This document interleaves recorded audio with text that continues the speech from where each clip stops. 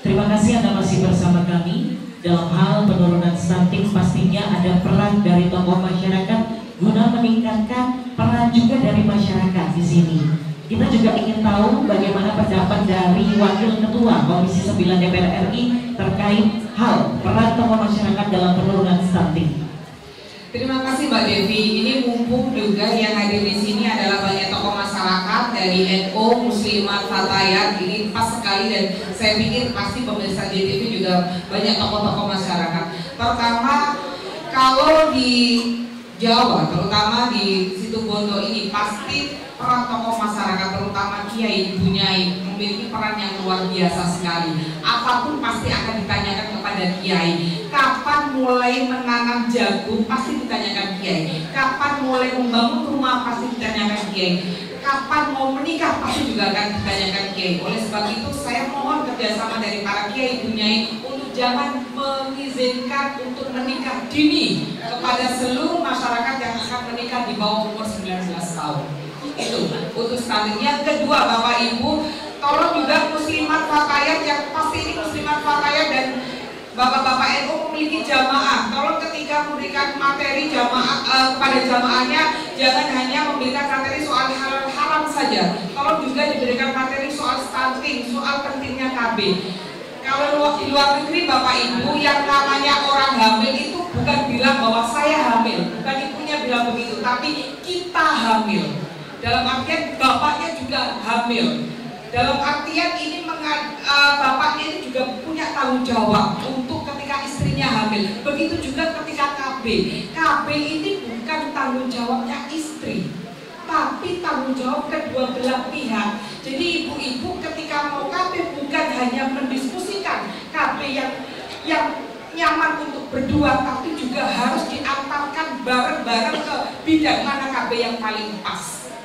Kalau dikatakan tadi oleh Bu Wiwi bagaimana pakai Ayudi tidak nyaman, masih banyak KB yang lain. Oke, sekarang gantian ibu-ibu yang hamil, yang melahirkan gantian yang KB bapaknya. Kenapa enggak? Ya enggak? Kenapa ibu-ibu? Ada kondom kok. Iya kan? BKKB ini memberikan kondom gratis kok. Jangan hanya alasan bahwa kondom harus beli dan sebagainya. Kondom ada gratis kok. Alat kontrasepsi banyak gratis kok dari BKKBN Alkom itu. Gratis. Bapak Ibu yang saya hormati, ini tanggung jawab kita bersama. Kalau dulu orang berpikir di hadis Nabi bahwa banyak anak banyak rezeki, banyak anak banyak umat. Kalau mau berbicara soal hadis pasti berbicara soal asbabul wurud. Bagaimana hadis itu turun? Saat itu Nabi dalam kondisi sedang menyiarkan Islam untuk banyak pengikut. Tapi kalau sekarang, kalau kita di surat An-Nisa ayat 9 mengatakan bahwa tinggalkan umatmu, tinggalkan anak cucumu, dzurriyyahmu dengan kondisi yang baik, dengan kondisi yang berkualitas. Nabi juga pasti akan malu kalau banyak umatnya seperti ini tapi tidak berkualitas. Ibu bapak yang saya hormati, jadi kita harus berpikir bagaimana memiliki keluarga yang berkualitas. Apalagi ibu bapak, mohon maaf saya ingin mengatakan bahwa menurut hasil penelitian dari jurnal di Amerika, 80% kecerdasan anak itu, mohon maaf ya, ini tidak menurun dari bapak tapi dari ibu. Jadi ibu yang cerdas itu akan menurunkan anak yang cerdas. Al-Ummu al-Madrasah Ula, ibu itu adalah madrasah pertama bagi anak-anaknya. Jadi ibu yang cerdas pasti akan melahirkan anak yang cerdas pula. Oleh sebab itu, bagaimana kita juga para muslimat fatayat juga bisa memberikan edukasi pendidikan yang baik kepada sesama ibu agar satu, tidak menikah dalam usia yang muda, tidak, dan harus merencanakan kehamilan, merencanakan pernikahan dengan baik, merencanakan memiliki anak dengan perencanaan yang baik. Jadi tidak hanya memiliki anak yang banyak, tapi juga memiliki anak yang berkualitas. Makanya sekarang BKKB itu bukan 2 anak cukup, tapi 2 anak lebih sehat, lebih berkualitas. Begitu, Mbak. Baik, terima kasih Ibu. Ada pesan khusus kepada masyarakat di sini karena masih banyak juga ibu-ibu yang kurang memahami tentang KB pasca persalinan agar mereka mau untuk KB pasca persalinan itu. Iya, jadi itu ya.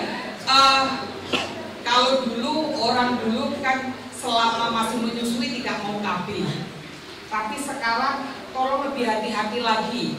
Jadi kalau IUD, saya termasuk yang pakai IUD dan sebenarnya enak sekali kalau pakai IUD. Tidak perlu, kalau minum pil kan setiap hari, kalau pakai IUD setengah tahun sekali loh periksanya, tidak masalah. Dan itu dipakai minimal 5 tahun, 8 tahun saya pakainya, dan itu lebih murah lagi sebenarnya pakai IUD itu. Kalau soal nyaman tidak nyaman itu hanya soal komunikasi saja sebenarnya Bapak Ibu. Dan itu soal komunikasi saja. Dan IUD itu dipakainya adalah 5 hari sebelum kita suci dari nifas. Jadi sebelum kita suci dari nifas, jadi tidak khawatir setelah suci dari nifas. Bapak Ibu yang saya hormati, pelajari tubuh ibu, pelajari tubuh ibu. Pakai KB apa yang paling pas, diskusikan dengan bapak. Bapak juga harus terbuka karena ini merawat anak, memiliki anak bukan hanya tugas ibu, tapi tugas orang tua. Jadi mari bersama-sama mendiskusikan dan merencanakan keluarga dengan pasangan agar menjadi keluarga yang lebih berkualitas. Terima kasih Bu Nihaya, kami akan kembali usai jeda pariwara berikut, tetaplah bersama kami.